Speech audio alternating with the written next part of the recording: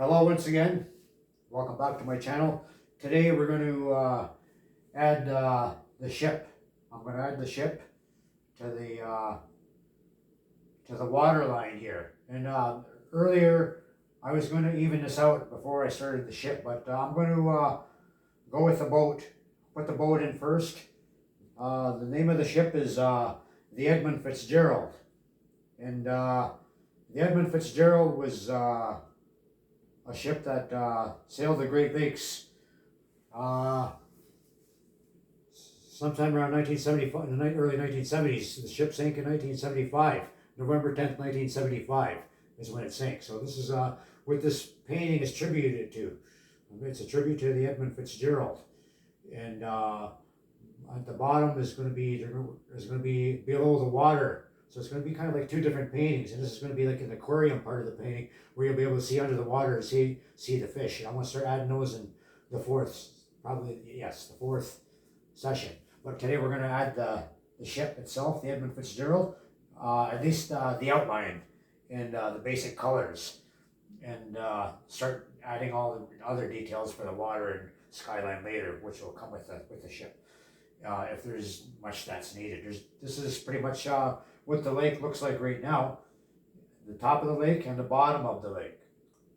And so we'll start going with the outline and painting the ship in the center of the painting, or is somewhere in this vicinity, so that it stands out and is also a part of the main attraction in the painting, of course.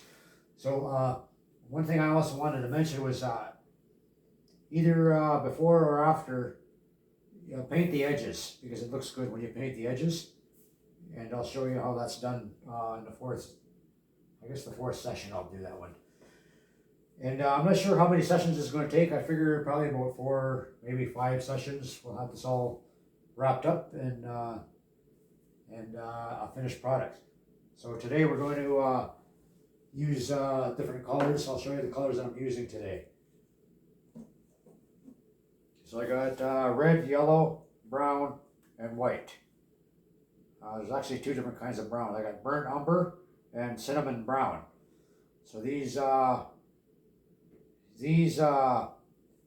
colored paints will work with the color of the ship. And one thing I forgot to add here was black. So the black is the main color. We're going to start with that and start adding the background, or start adding the outline of the boat itself. And I have different size brushes that I'm working with. Okay, so once again, I'm not working with just one brush. I got different size brushes, and this is what I'm going to do today. I'm going to choose the size I need, and then I'm going to start adding the background. And once again, I got water. Always have water. Always have your rags close by so you can wipe your hands if you need to do it in a hurry. So we'll put that over here. That's kind of handy. And okay, so I will begin the session with painting the Edmund Fitzgerald and tell you more about the story. So the Edmund Fitzgerald sank in 1975, November 10th, 1975, and all 29 male crew members were lost. Initially, the ship had gone missing for about 5 years. And I'm not sure if it was 1980 or 1981 that Jacques Cousteau and his crew in the Calypso found the Edmund Fitzgerald, and they sent an underwater diving team down there at the bottom of the Lake Superior, and so that's how they discovered it. And they discovered that it had had some pressure put on in the middle of the ship during a storm, a very large storm, large waves, and the amount of pressure put on the middle of the ship, it caused it to break in the middle, and it broke in half. I'm trying to say broke in half and sank to the bottom, and it was missing for about 5 years or so. before it was found again. These are my facts and knowledge of the tragedy, other than what I've also learned from the song itself. So we're going to start mixing the colors. Actually, I'll add the black first. We'll start doing the outline. This is a little bit of a complicated painting, and it has to be done in sections at a time. Once I've got that accomplished, once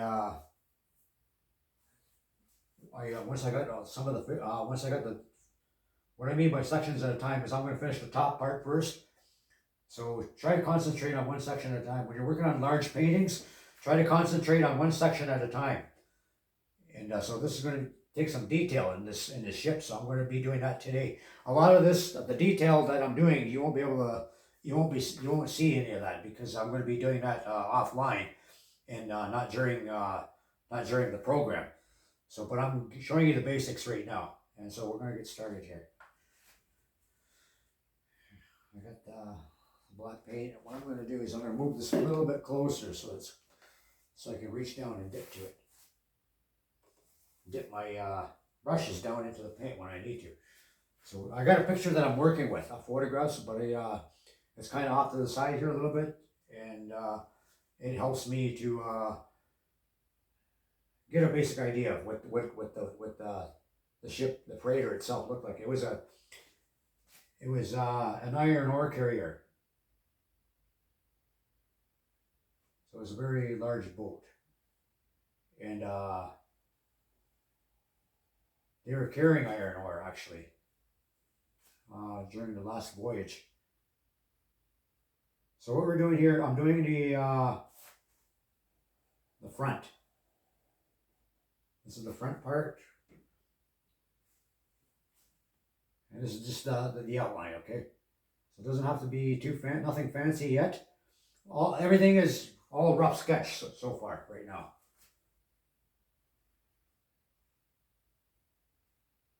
So right here in the picture that I have, it looks like it was a full load. So we got the outline coming in. Now you can if there's a lot of paint in some areas, you can dip your brush and use that as a palette too, as long as it's not going to distort your picture in any way. So we're going to come around here with a little bit of I need just a little bit more. So we're getting the front is over here, and the back is going to be here, and it's going to be kind of sailing towards us.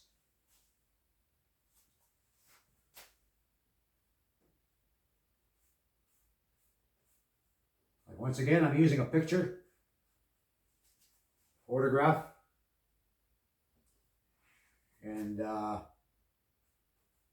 doing this out of respect for all the crew members that were lost, out of respect for the boat itself, the ship itself, the lake freighter, an iron boat.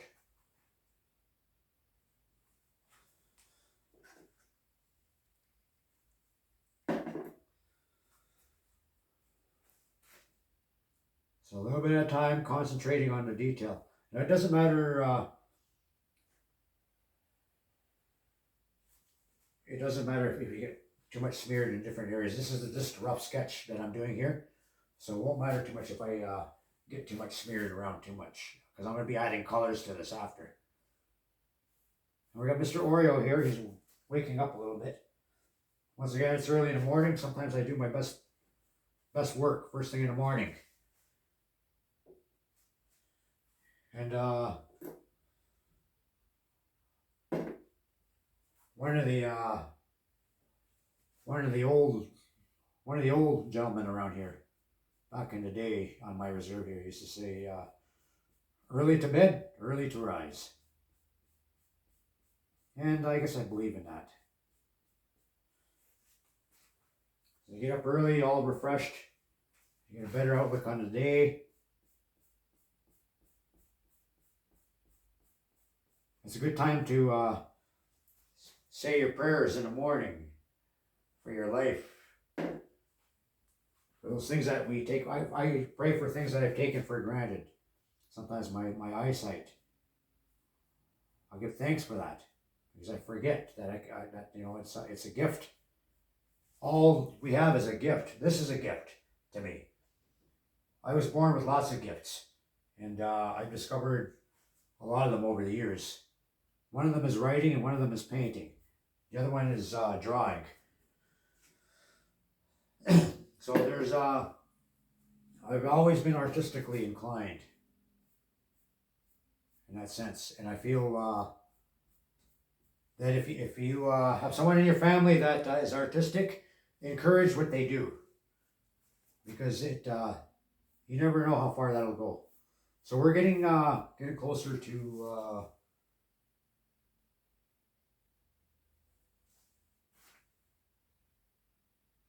the middle. So over here, I'm just going to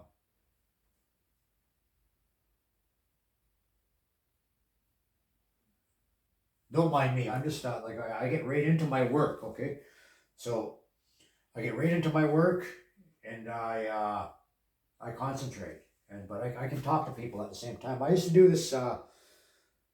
In front of hundreds of people at powwows, and sometimes in big cities. But I never let it get to me that there were people there watching, and I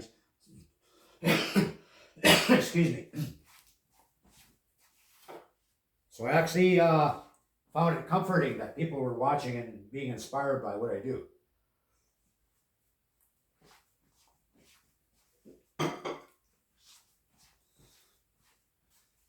The bottomless cup of coffee.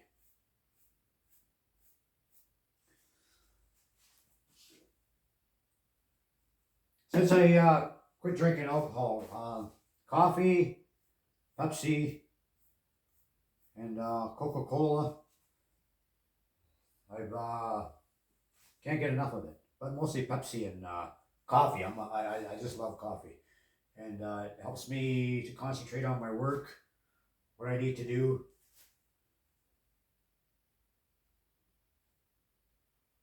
Helps me focus, relaxes me. So I guess some people would look at it as a drug too, as a caffeine, but it's not something that you lose your life and your money over, though, right? So like I said, I started painting at a young age. Like I dabbled in it a little bit when I was a kid, but I started doing the canvas painting when I was full time when I was living in Sudbury. That was in about 2006.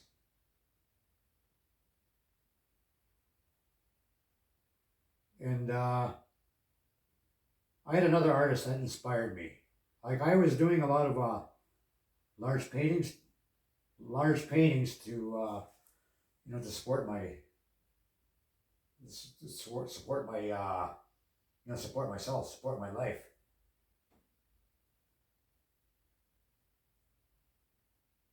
So I was doing lots of large paintings, and I needed an income, and this was one of them. And my friend, who was an artist too, brought that out in me, because he said, you do large paintings, I can help you sell these. And he's an artist too, and he was really good at what he did. So that was one of the artists. His name was Tom Isaac. He was from Walpole Island here that I worked with, and he did a lot of woodwork and stuff like that. So I worked with different artists too along the way. That's where I got a lot of my inspiration. So I got a little bit lost here, because I have to keep on watching where the lines go so I don't mess it up. So that's why it's good to do a rough sketch of it first, especially when you're doing a large painting. Do a rough sketch with your brush in black and white. So this is the top of one of the port houses here. up on the front of at the front of the ship.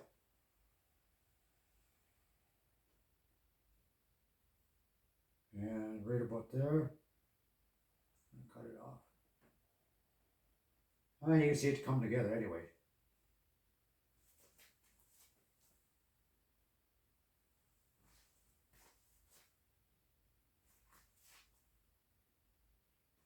Okay.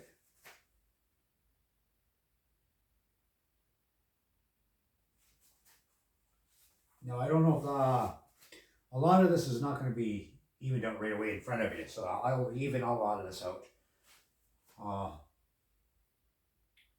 while I'm offline. But when I come back and I start doing the fish, the ship will pretty much be done.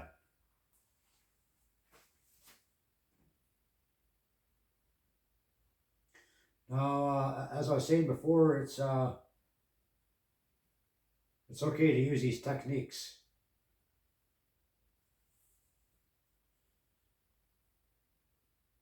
You can use these techniques that I'm using here because that's how I learned off of other artists,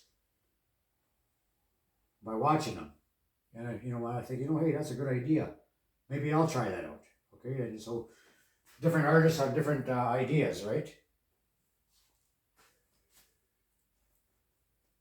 So we're getting up to the top here now. Once again, this is just a rough sketch. You don't want to go too much overboard with the detail all in one shot, unless you're doing a really fast job at whatever you're trying to create. So like I said too, if you want it to be a lighter painting, a lighter colored painting, like I got here, daytime, you do a white background, or if you're going to have a nighttime painting or a dark painting, it's good to use black.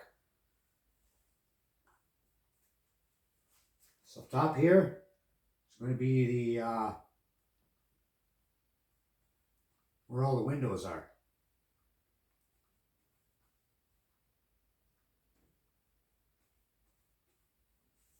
Now just give you an idea of where everything goes. Like you don't have to,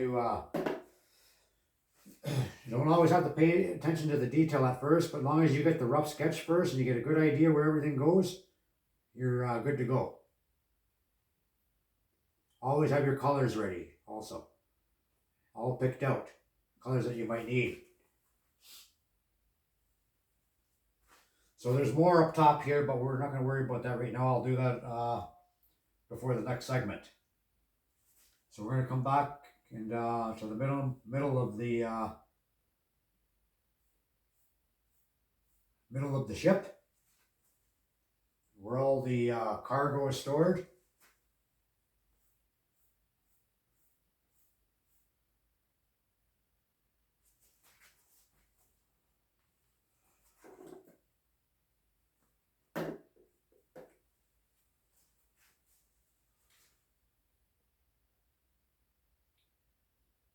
The first paintings that I did was in jail in the Golf Reformatory here in Ontario, and the painting I did was on I used acrylic paint. That was the first time I started using acrylic paint. It was on bed sheets. So the artist there, he that was in charge of the program for the inmates. He showed us how to put how you would stretch the the bed sheets over the pieces of wood like this, and all the wood has to be connected first. But that'll be another, I'll show you how to do stuff like that later as I go along in different sessions and different ways, different techniques of painting. But this is where I learned it, how to do paintings. I started there also, and helped it support me. The income from it helped support me. Once again, like when I was on the outside. But I was also a street artist for a number of years too, before I became a painting artist. Before I painted canvases, I also did a lot of drawings. So we're getting the back here added up on here a little bit more, so that you can, what I meant to say is add it to the canvas. So I have to keep watching what the different dimensions that I'm doing here, because this is 3-dimensional, right? So where this ship is coming towards us. So this is where the back of it is starting now, where I'm starting the back.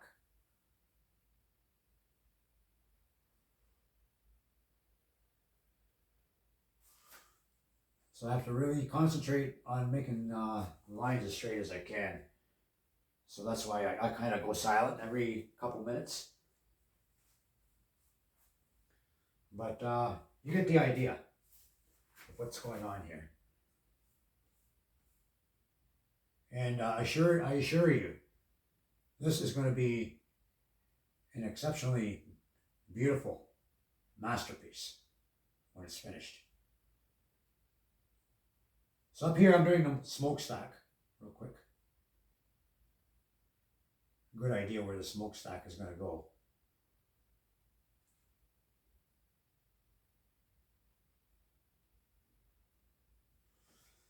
Sometimes I painted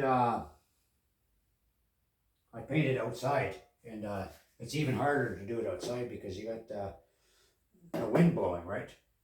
And if it's a rainy day, it's harder for the paint to dry. I've learned these experiences like from doing art shows and going to powwows, that sort of thing.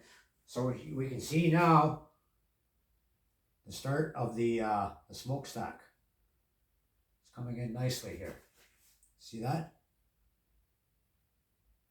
Once again, I'm using the same size brush, but I'm using like a chisel brush so that I can touch the canvas in different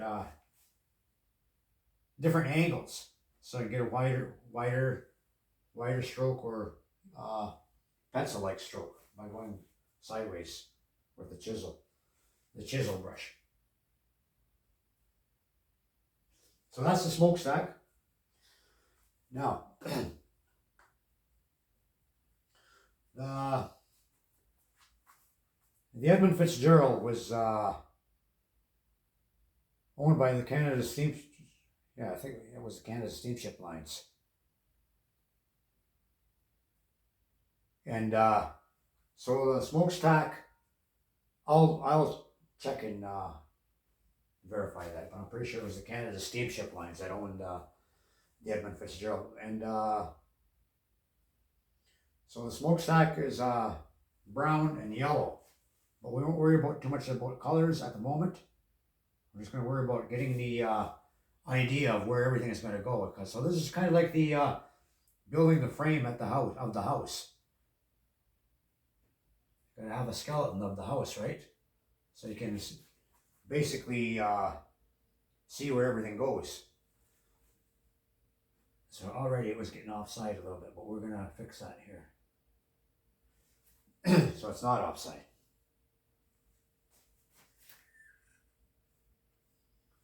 Coming back a little bit more.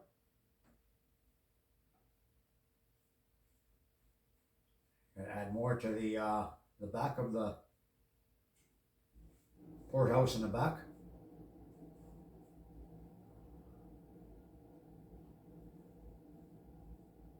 And you can see a little bit more of the detail coming out as we go along. Once again, it's not important to get everything, all the detail in there, but as long as you know where everything is and the colors you're going to need, you can pretty much do the detail a little bit, different areas at a time. So what I mean, once again, by different areas at a time, concentrate on different areas at a time, one piece at a time. Like when I do the fish, I'm going to have to do concentrate on one fish at a time, but doing the outlines first, just like I'm doing here. So we got the back, but still a little bit not quite the way I want it. So we need a little bit more of a smokestack here, okay?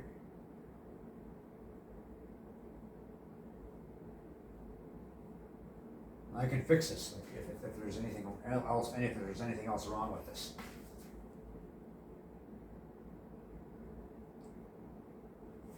Right now I just wanted to show you how to do the outline of a painting so that you get a basic idea. And a basic idea of how I paint too.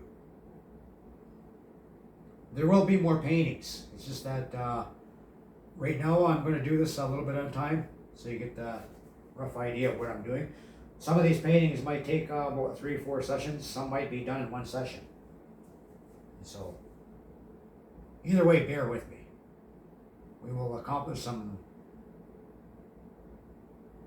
good art. Good, beautiful art. Live. In front of a live audience. You guys. Well, this is pretty much a first for me to do this like on a YouTube channel, but I'm pretty comfortable with it. It's like it's almost like being out in public too, and doing the same thing, which is what I was explaining earlier that I enjoyed, because it when I did it in public and I did it in front of people, it gave me inspiration, and people complimented me, so that helped a lot too. And that helped me become a more of an inspiring artist. You got more of the back to add?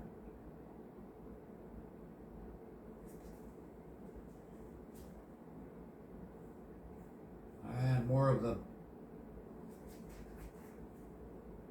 back of the ship is coming into view here.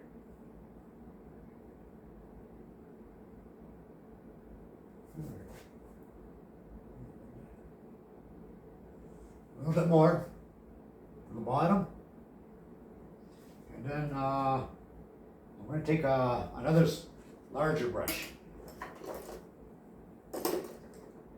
this size one, okay, and then I'm going to start painting the bottom a black. So once again, we're still doing the outline. Okay, so it's not you don't have to go too crazy here. Or at least I don't have to go too crazy while I'm doing this. But like I said, I enjoy your company even though I'm doing this in front of a live audience and no one's here.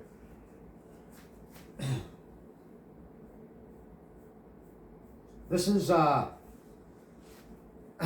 this is one of my livelihoods.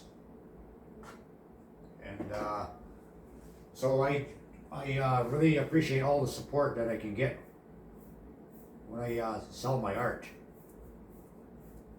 and with encouragement. So if you think I'm doing a good job, let me know.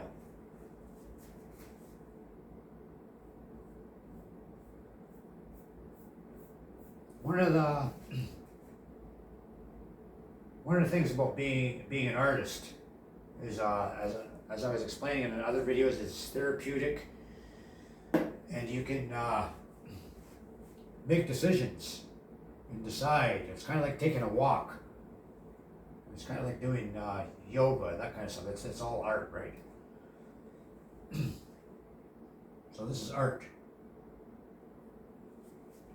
It's therapeutic. It's like dancing. It's like any other kind of art.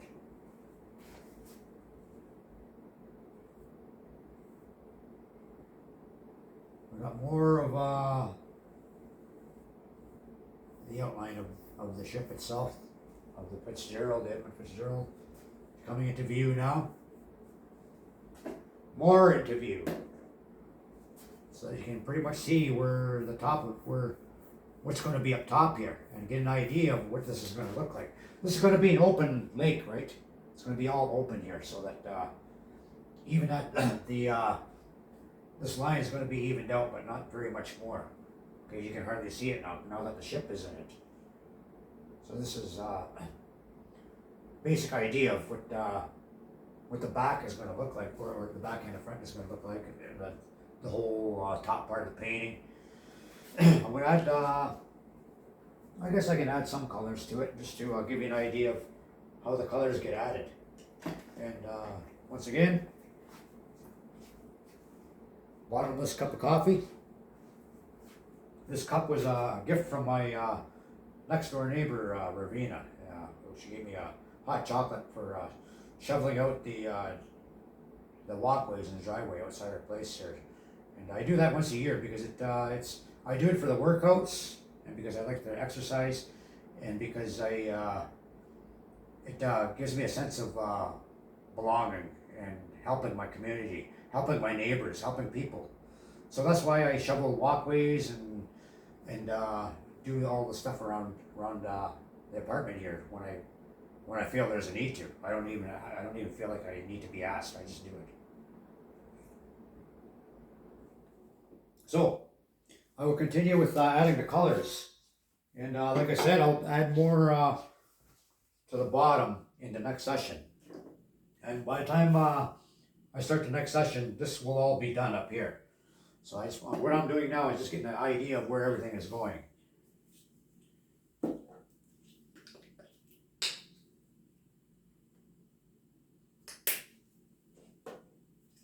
So what I'm adding here is cinnamon brown, a little bit of red, not too much, just a touch. A little bit more of the brown, maybe not too much, just a little bit here and there, here and there, around in the palette. Try to keep the colors separated. So this shouldn't take too long. I got a larger brush now, or no, this is the brush I was going to start using. You got the water handy? So I'm mixing all these colors now. Okay, so I'm going to start the top over here.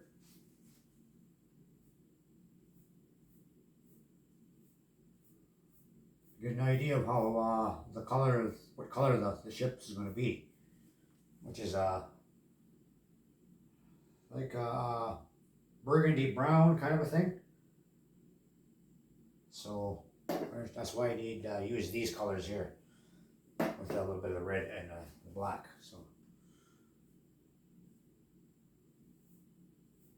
So the sunlight is coming from that way, so it's going to be a little bit brighter here. So that gives you that three-dimensional look again. So you got to concentrate on that as well. I'm a realism artist, so this sort of stuff matters to me when I'm doing my paintings. You get the colors right, get the right angle of the ship, the angle of the sunlight. So we won't completely color it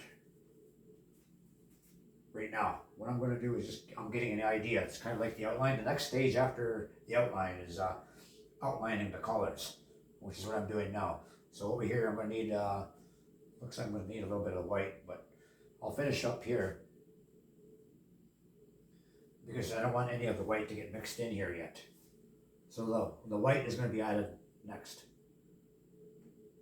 to bring out the glare a little bit more in the boat.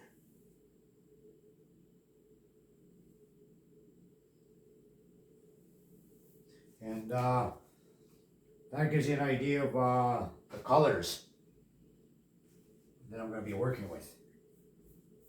It gives me an idea of the colors. But I'm demonstrating this to you so that you get an idea of how I paint and what I do.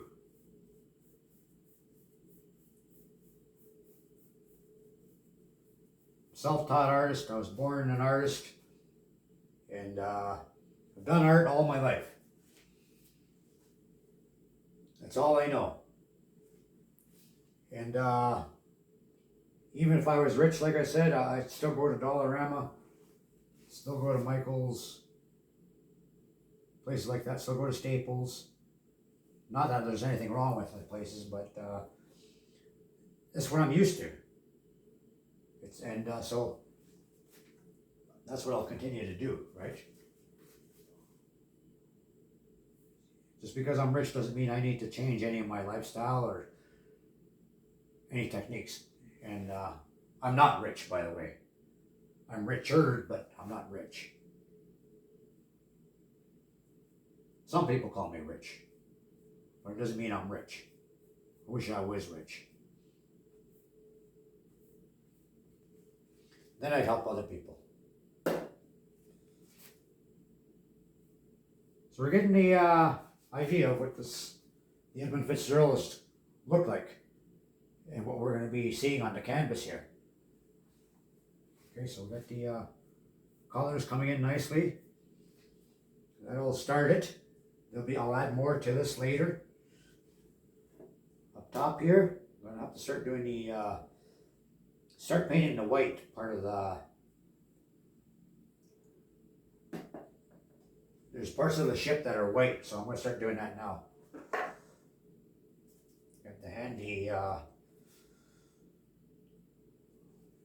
white. Sometimes it's called indigo white. When you're talking about in terms of acrylic paint. So I'm going to add that to the side over here.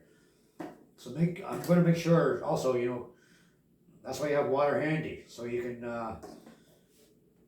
have an idea of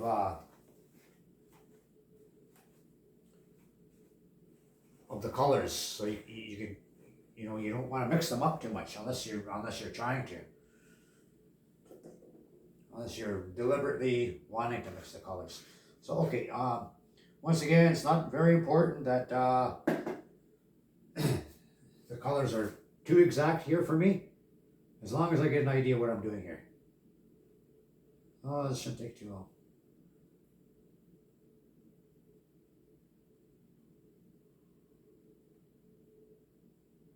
So you're seeing it right here, folks, right before your very eyes. I'm painting the Edmund Fitzgerald, and part of my first demonstration painting here on my channel. Once again, tune into my channel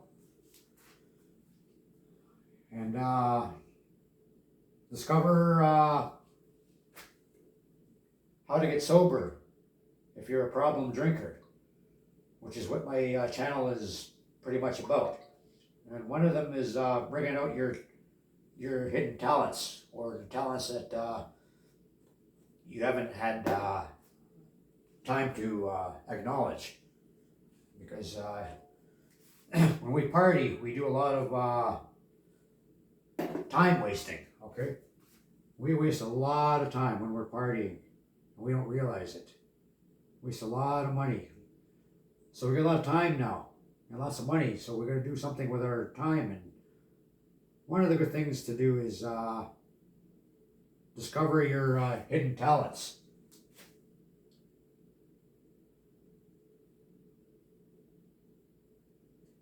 Discover yourself. Self-discovery. Things about yourself you didn't know before. And that's all a part of healing, the healing process. In our culture, the healing process, we deal with our inner self.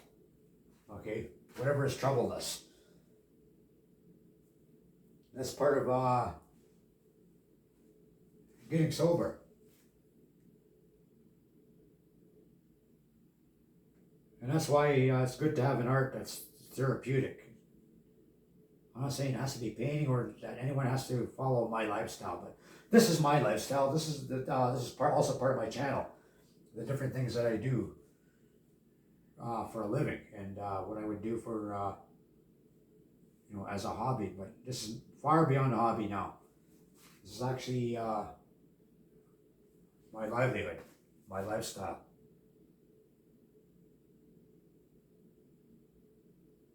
Part of my lifestyle and part of what keeps me sober. And an awesome dog, Oreo. Well, when I do more sessions during the day, he's more awake during the day, but when we do more sessions, I'll introduce him to you more when I bring you over to the camp, and you'll see his true personality. He really is, the Jack Russell comes out in him when he sees rabbits or squirrels. I had a pretty hard time at first when I first brought him home with me, as he chased rabbits, and I kept losing him.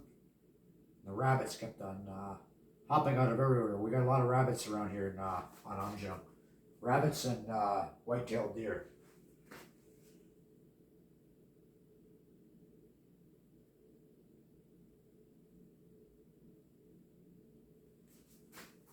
So we're getting a three-dimensional look here to the Edmund Fitzgerald, which is starting to come and take shape here in this third session.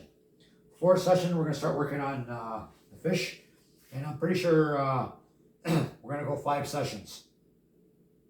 So this painting will be done this week. I'm pretty sure of it. I'll just plan my time out a little better, and I'm pretty sure I can have this done within 5 sessions. And I wanted to show it. I wanted to show you how it all comes together. Okay, it's the whole point here. It's coming together now. Coming together just fine.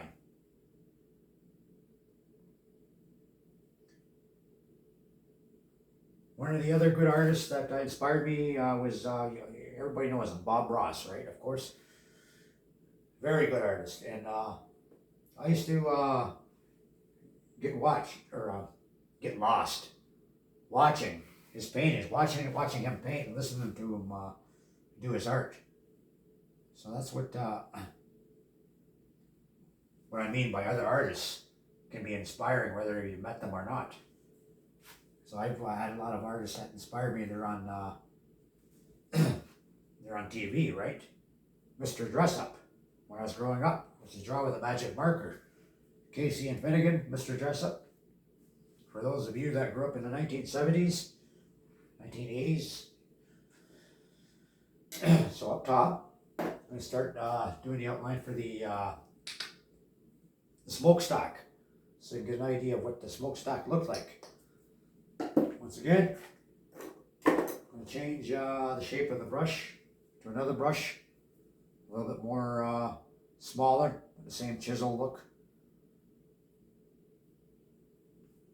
So what I mean by chisel is flat, the brush is flat. So up here,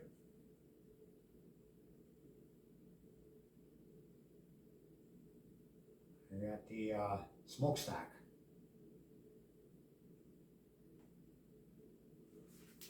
You get an idea of the outline, the color outline is what I'm doing now.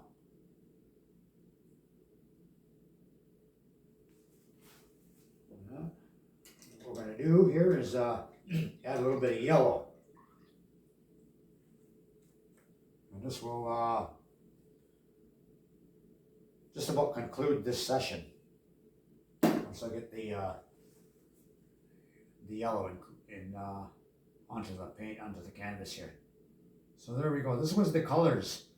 That was the colors of the Canada Steamship Line, the smokestacks, to identify it. Once again, I'll check again with that, but I'm pretty sure that it was the Canada Steamship Lines that had owned the Edmund Fitzgerald.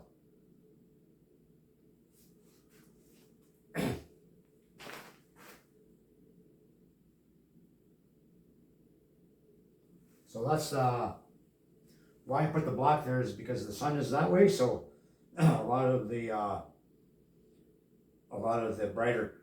brightness will be coming from that direction. Okay. And that's basically it.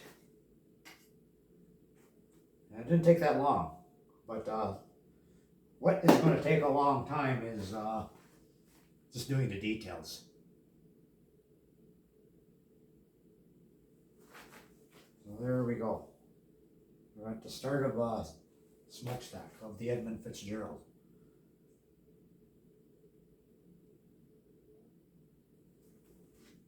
There. And so that's